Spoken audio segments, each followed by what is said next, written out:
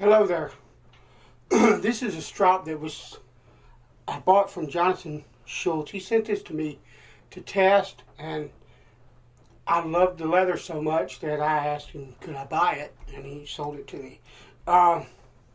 It's cowhide. I know cowhide is not the most exotic. It's more popular for other things. People want more exotic leathers and stuff like that for a strop, but cowhide is probably my favorite leather to strop on. The draw, particularly in this piece of leather, is just velvety smooth. It's lovely. But when it came to me, it didn't have these end caps. It had an end cap on it of the same leather and this piece here, but it didn't have any end cap on the bottom.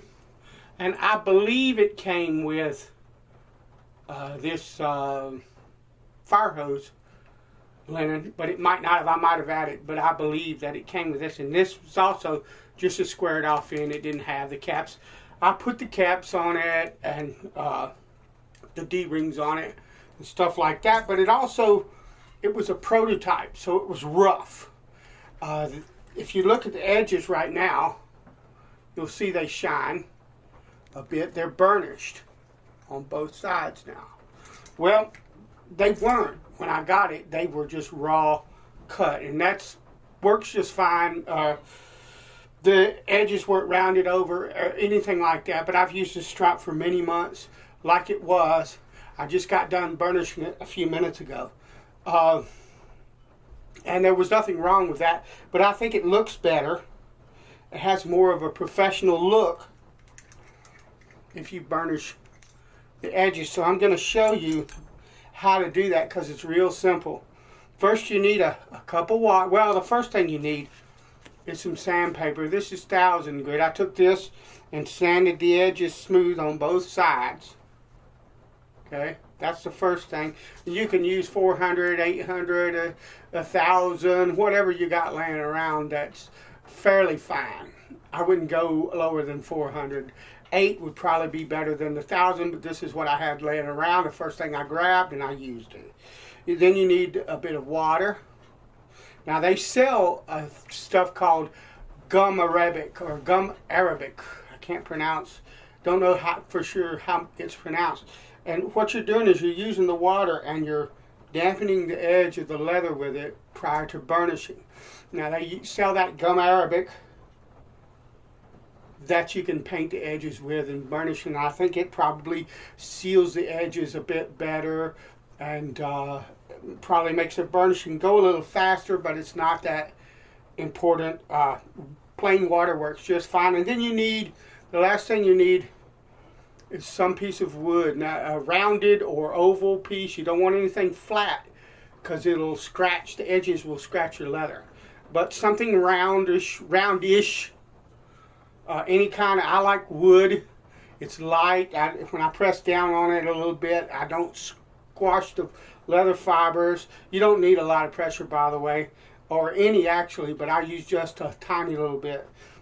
You can even use like a round screwdriver handle, but I find that they're heavier and they have a tendency, if you want to apply pressure, of kind of squashing the ends of the leather. So I use wood, but these are the things that you need. Now, I'm going to start the burnishing portion of this video about in the middle of it because the first part of the video is messed up, and so when I cut to it, I'll already be in progress, but you'll see everything you need to see in order to do this. And making your own strops, I've made a few of them as well, is really fun, and burnishing is a part of it that makes it really look nice, and it's well worth the effort to do.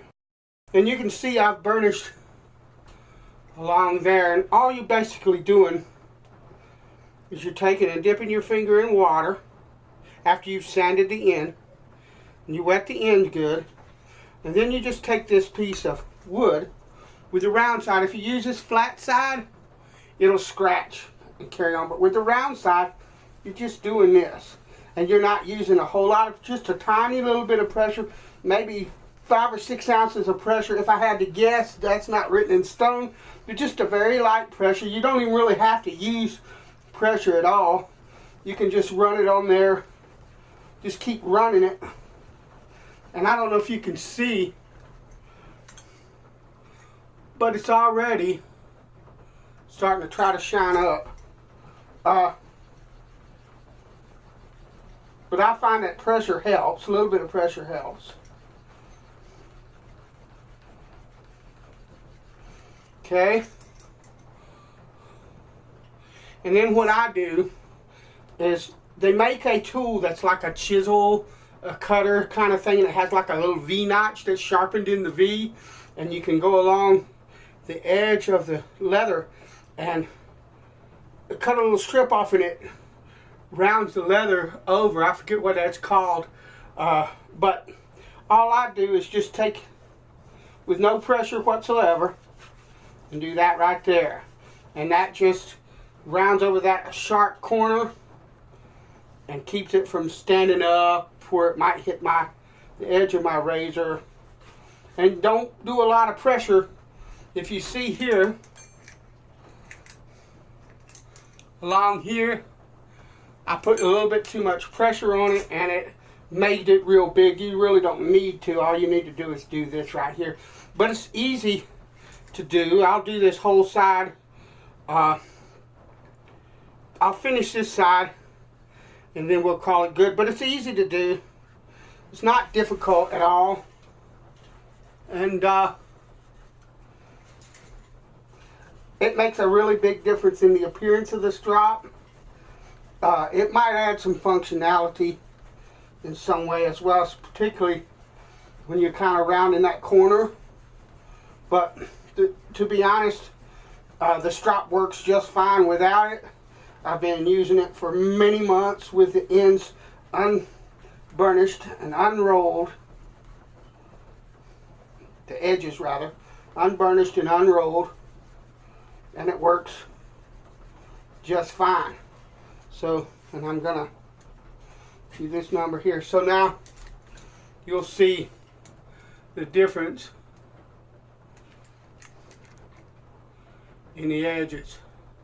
It just looks a lot better. It looks more professional. So I'm gonna go ahead and finish this up. I just wanted to kind of show you that if you're interested in making your own strops, it's not difficult to do. It's fun.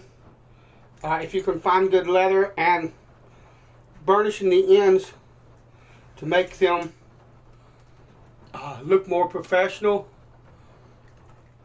in my opinion, is a good skill to have. All right.